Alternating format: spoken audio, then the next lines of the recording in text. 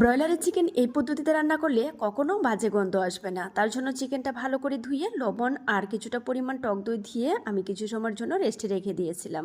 এদিকে চুলায় একটি প্যান বসিয়ে তেল দিয়ে এর মধ্যে চিকেনটা দিয়ে ভালো করে কিছু সময় ভেজে নিলাম। এখন এর মধ্যে আদা রসুন বাটা দিয়ে আবারও কিছু সময় কষিয়ে নিচ্ছি।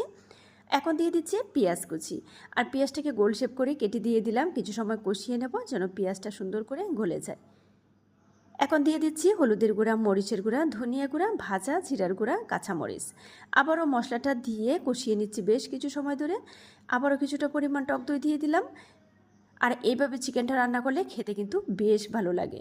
তো ভালো করে কষানো হয়ে গেলে এখানে আমি জিরা বাটা দিয়ে দিচ্ছি 1 চামচ পরিমাণ।